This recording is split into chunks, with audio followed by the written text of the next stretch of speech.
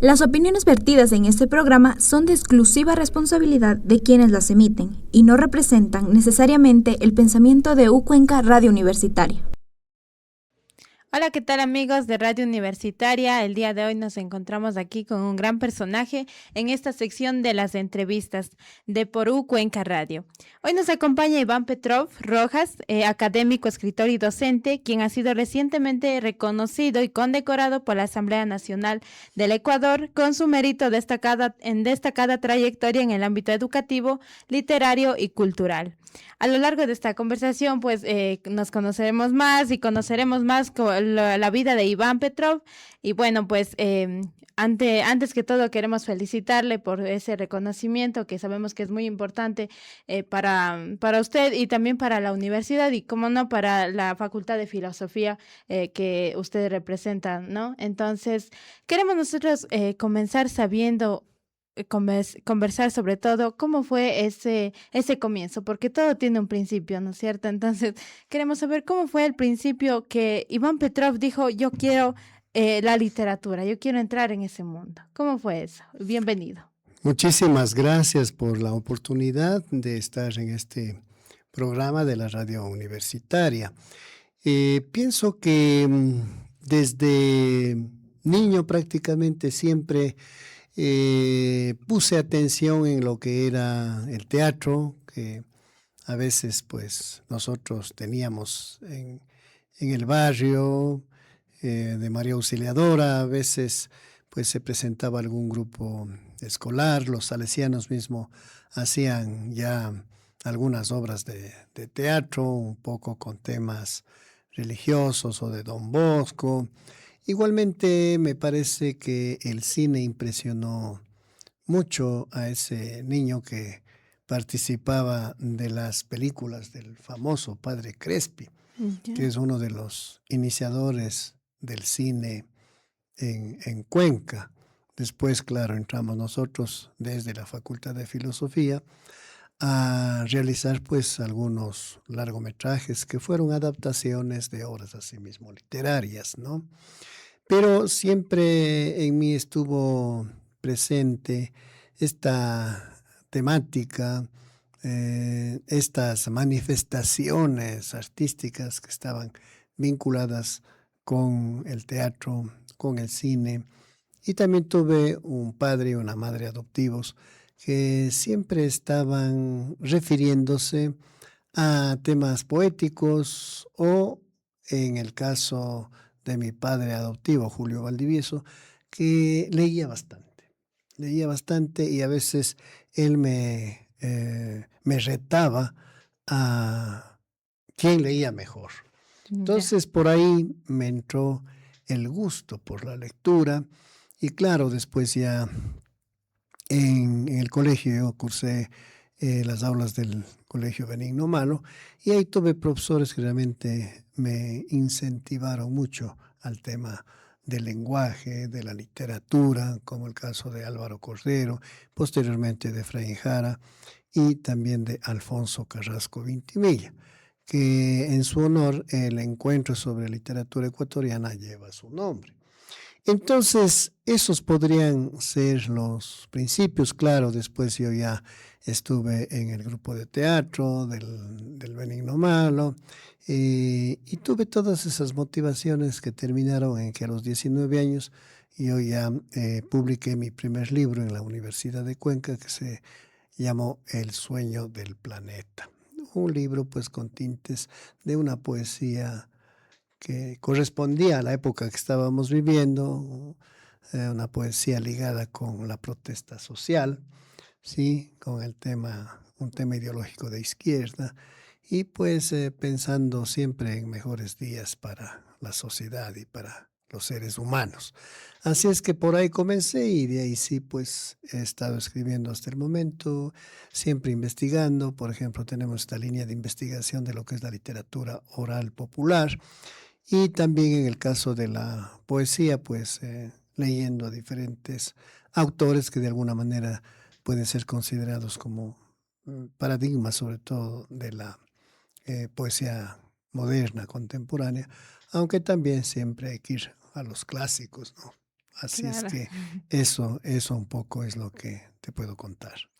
Se dice que usted a los 21 años, usted ya fue nombrado como en la nueva generación de los poetas azuayos. Entonces, ¿qué tal? ¿Cómo se sintió en ese entonces usted? Sí, realmente muy joven participé en algunos recitales que se organizaban en torno a las festividades, ya sean de fundación o de independencia de la ciudad. Recuerdo que tuvimos alguna vez un recital en el que participaron también Efraín Jara Hidrobo, Jacinto Cordero Espinosa, Eugenio Moreno y, claro, un poeta que estaba asimismo en el mismo parangón de Efraín Jara y que era un poeta lojano, pero ya viviendo en Guayaquil mucho tiempo, y se trata de Carlos Eduardo Jaramillo, que es el poeta vivo todavía de gran importancia para el país. Así es que yo estuve también ahí como joven escritor ahí de poesía y pues fue una experiencia muy interesante. Ya, entonces, ¿usted cree que ese fue un momento muy importante en su vida, ¿no es cierto? Así es, Claro, así es. entonces, también sabemos que usted fue estudiante y también fue profesor en el Benigno Malo.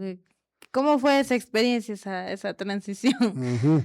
Sí, yo pues llegué al Benigno Malo a los 12 años y estuve hasta concluir pues el bachillerato y ya participamos en algunos certámenes como el de oratoria, libro leído, el mismo grupo de teatro que alcanzó el primer premio a nivel provincial y después nos presentamos en la ciudad de Quito, un grupo que estuvo dirigido por el profesor Marco Cedillo y algunos profesores pues que en esa época igual nos incentivaban, ¿no? Como el recordado y famoso Corcho Cordero, que fue profesor del Benigno Malo por algún tiempo, que era asimismo uno de los profesores más jóvenes que teníamos ahí.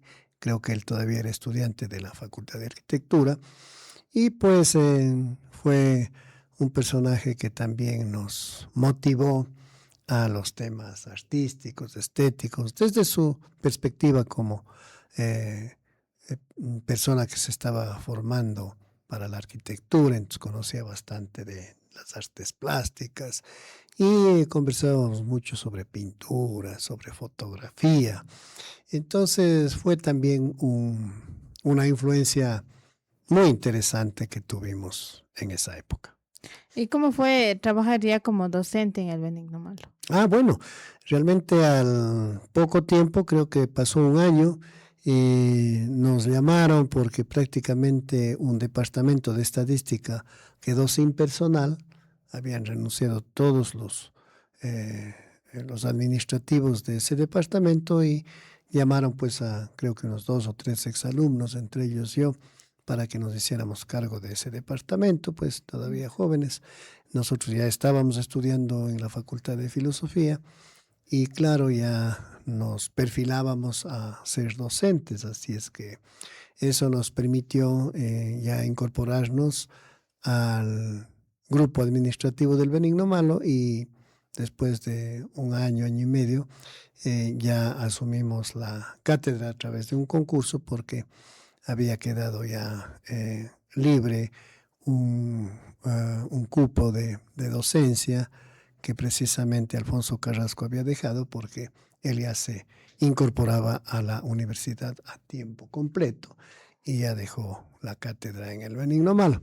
Desde ahí, pues, ya estuve en el Colegio Benigno Malo hasta el 2014, habiendo sido también rector y vicerrector del establecimiento, a más de docente, así es que tengo pues recuerdos muy buenos de toda una gestión que también se llevó adelante con lo que significaba o significó la organización de eventos culturales a través de lo que se llamaba el Centro Cultural Benigno Malo. Así es que, por ese lado, muchas experiencias interesantes. Organizamos también grupos de música protesta. Teníamos el café literario. Ahí se leían muchas cosas. Recuerdo, por ejemplo, de César Dávila Andrade y otros, pues, poetas que estaban en ese momento ya como los epónimos de su generación, ¿no? Así es que por ese lado, pues, tuvimos la oportunidad de ya conocer la literatura, la nueva literatura ecuatoriana. De pasar a ser docente y también de personal administrativo, como usted dijo, ¿cómo fue esa experiencia de usted trabajar con los chicos del colegio allá con los universitarios? ¿Cómo ve esa diferencia tal vez en los chicos eh, cuando usted enseña ahora que es docente también de Ujú. la universidad? Bueno, en el colegio también tuvimos algunos estudiantes que ya estaban muy interesados en el tema literario. Algunos igualmente se dedicaron a escribir, otros pues se dedicaron también a la pintura. Tenemos algunos exalumnos que se dedicaron a la pintura y nosotros también desde acá, desde la universidad, pues siempre visitamos. No olvidemos que la antesala de la Universidad de Cuenca es el Colegio Benigno Malo, incluso 3 años más de antigüedad. Pero, y prácticamente todos los docentes en algún momento que eran del Benigno Malo también fueron profesores de la universidad. Yo mismo y algunos casos como Flor María Salazar, Luis Sánchez, em, el doctor Andrade, etcétera, el mismo Osvaldo Narváez, eran docentes del colegio y también eran docentes de acá de la universidad. Entonces nos unía pues no solo la cercanía, sino también antecedentes históricos de esta relación entre el Colegio Benigno Malo, que era prácticamente un colegio universitario ya, y la Universidad de Cuenca, ¿no? En donde pues asistíamos a una serie de prácticas. Igual, siempre estábamos solicitando el Teatro Carlos Cueva Tamariz para la presentación y representación de nuestras obras.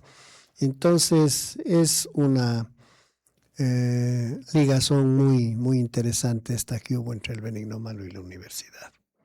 Bueno, ya que estamos hablando de su trayectoria, nos tomamos del atrevimiento nosotros de buscar algunas fotos de algunos momentos que usted ha vivido y queremos revivirlas en este momento y hablar un poco sobre qué estaba pasando en ese momento y no sé si Johnny nos puede ayudar con las fotos, por favor. Bueno, Ujú. ahí tenemos una foto, no sé si nos puede comentar, parece que son estudiantes. Sí, Gabriela Huapizaca, que era una estudiante nuestra, pues fue a la Academia Bell a ser docente. Estamos ahí en la biblioteca de la Academia, que es una unidad educativa que da mucha importancia al tema literario. Entonces, estamos ahí trabajando con los estudiantes y firmándoles, es una firma de libros de uno de los tomos que nosotros tenemos de cuentos fantásticos, y ese libro se titulaba Contando historias de mujeres. Fue una experiencia muy interesante porque leímos algunas de las historias y los chicos también se motivaron para hacer las suyas propias. Entonces, esa imagen pertenece a esa experiencia. Claro, y también, ya antes de pasar a la siguiente foto, eh, usted tal vez se ha detenido a pensar que usted también, así como dice, usted ha tenido personas que le han motivado, docentes que le han motivado, usted también es una motivación para algunas personas. Puede ser que alguno de sus estudiantes se hayan motivado por sus cuentos. Así es, yo pienso que estas visitas Esto de estar en contacto en el aula con los estudiantes, aquí mismo en la universidad, ha hecho que algunos de esos estudiantes pues estén escribiendo este rato. Algunos han ganado incluso ya algunos premios en certámenes estudiantiles universitarios, ¿sí? Como el concurso Efraín Jara Hidrobo, que es un concurso de relato y en donde participan estudiantes universitarios de todo el Ecuador. Entonces yo pienso que por ahí también nuestra función también y nuestra tarea ha sido esta de fomentar no solo la lectura, sino también la escritura. Claro, ahí ya tenemos en pantalla la siguiente foto. ¿Nos puede comentar qué ha pasado?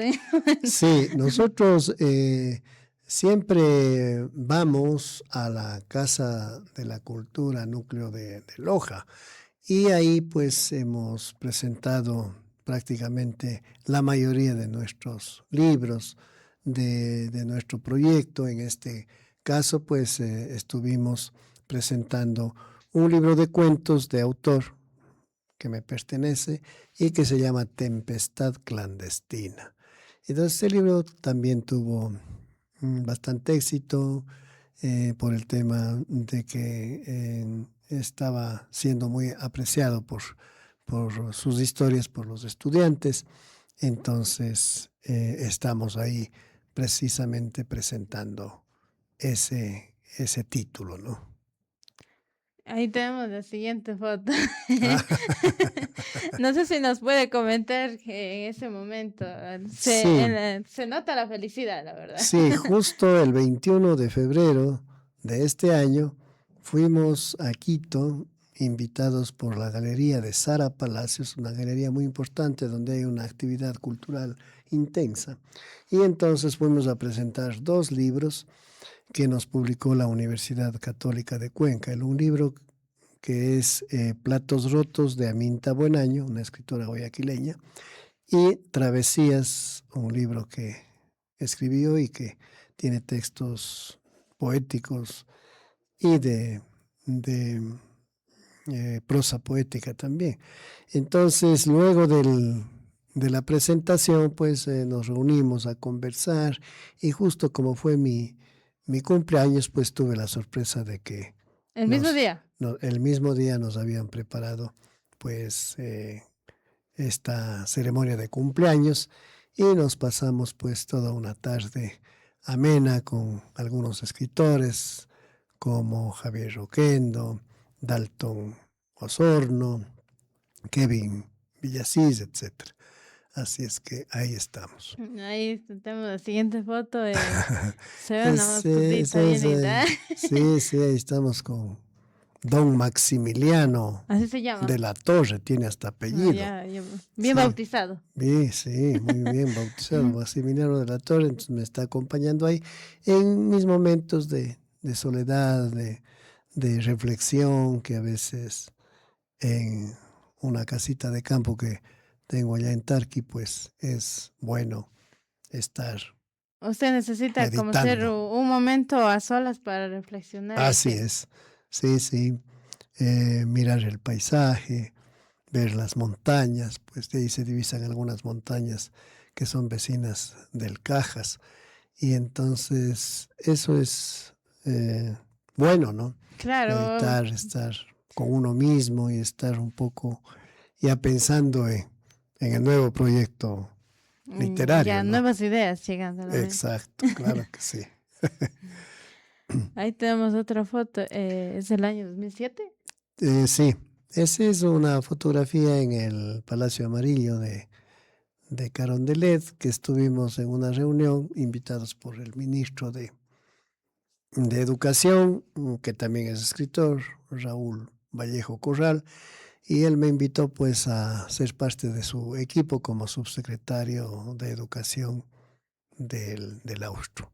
Así es que estamos ahí departiendo un poquito con el ministro y después ya viajamos hacia Manta porque ahí teníamos otra reunión pues para ir perfilando todo lo que fue un tema de cambio y de transformación del sistema educativo ecuatoriano, porque se dividió después en zonas y ya no había las direcciones de educación, sino los distritos, y hubo una serie de cambios pues implementados por esa administración. Entonces ahí estamos.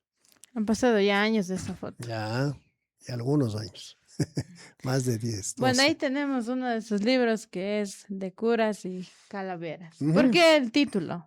Bueno, porque cada tomo de cuentos está un poco reseñado como una antología.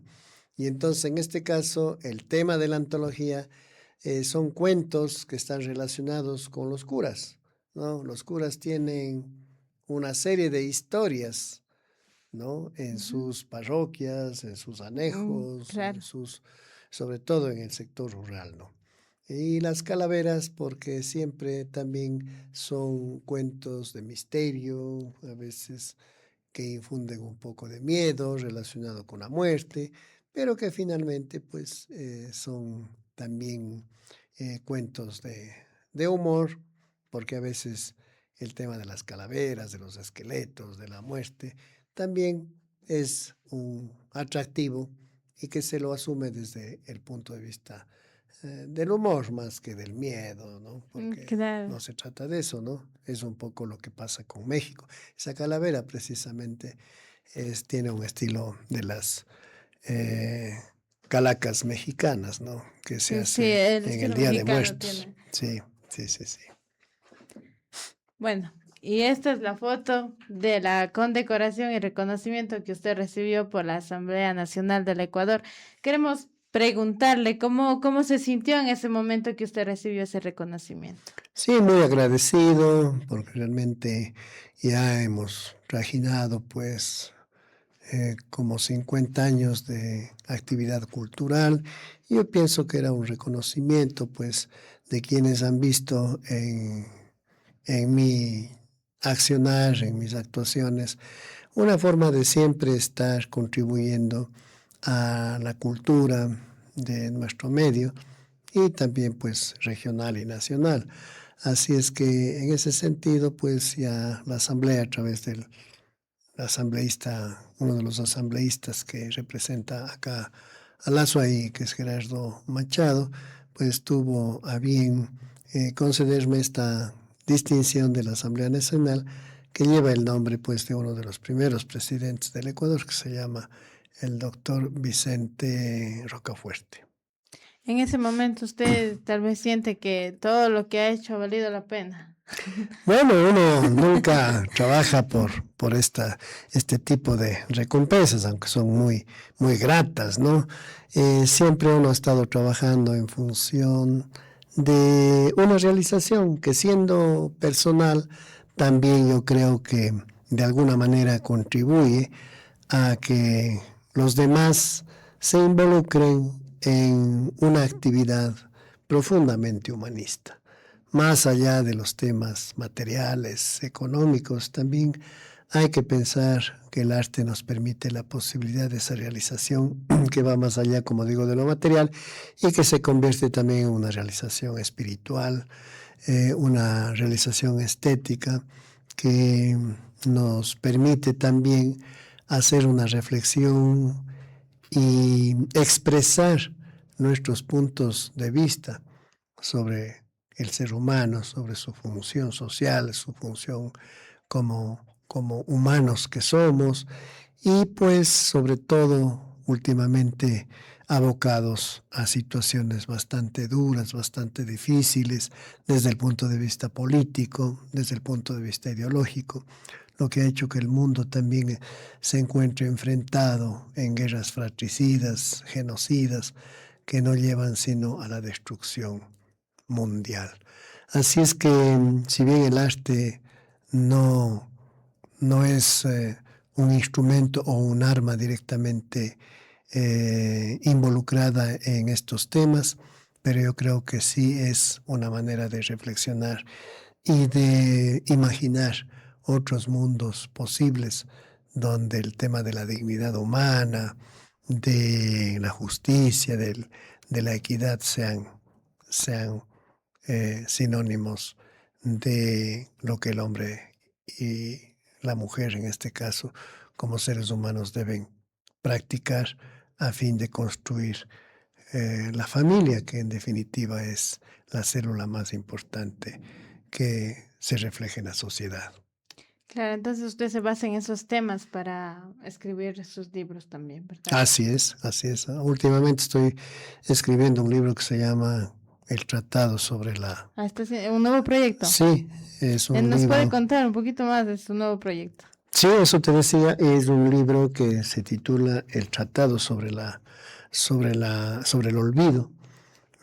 Uno ya con el tiempo empieza a olvidar ciertas cosas, pero por lo tanto eso me ha permitido hacer toda una reflexión, a lo mejor desde, desde el amor o desde los sentidos, desde los sentimientos, de lo que significa a veces el olvido y en ese plano rescatar lo que uno a veces puede olvidar y lo que a veces se dice es imposible olvidar ciertas cosas que están relacionadas con la misma vida, con el afecto, con el amor y olvidarnos, sí, del odio, olvidarnos de la venganza, olvidarnos de ciertos sentimientos que realmente no nos hacen nada bien.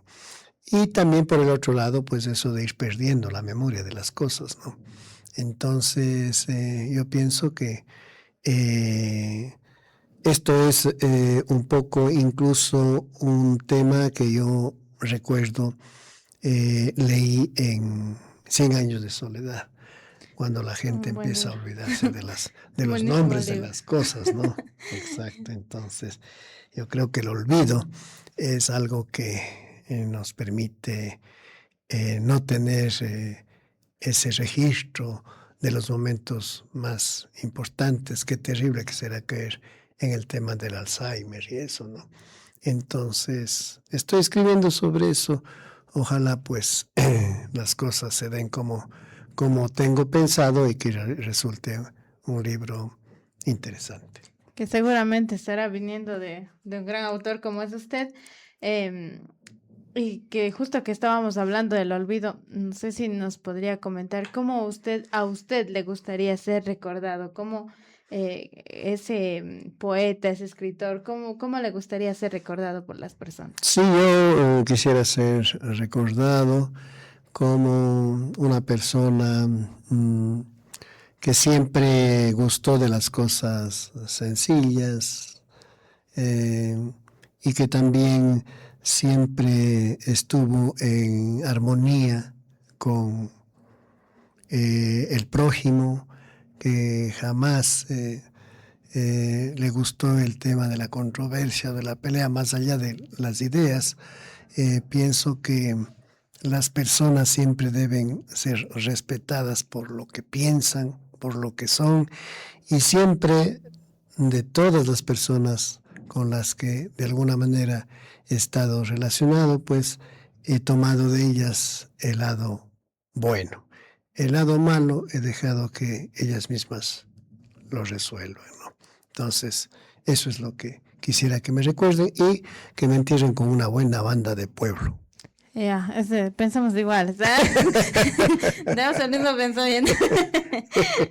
Bueno, nos gustaría, bueno, ya para finalizar, que dé un mensaje a esas, como dije anteriormente, habrá personas que se inspiran en usted, un mensaje para esas personas que quieren seguir ese mundo literario, ¿qué consejo les daría? Unas palabras finales ya para despedir esta entrevista. Bueno, decirles que el arte es una nueva forma de conocimiento, así como lo es la ciencia o la filosofía, y que en realidad más allá de lo que significa el tema económico, profesional, etcétera, la literatura, el arte nos da la gran posibilidad de imaginar, de fantasear, de trabajar desde el humor, de trabajar desde lo social también, de reflexionar sobre la vida, para qué estamos acá, cuál es en último término nuestro rol, nuestra función.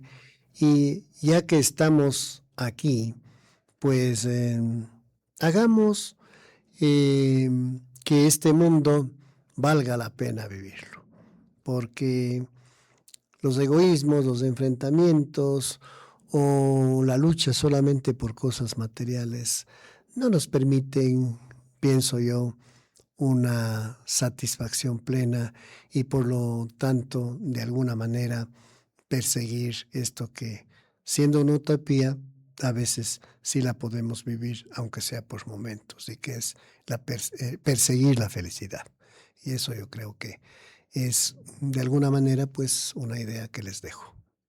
Muy bonitas palabras, la verdad, y agradecer por su presencia aquí en la radio universitaria.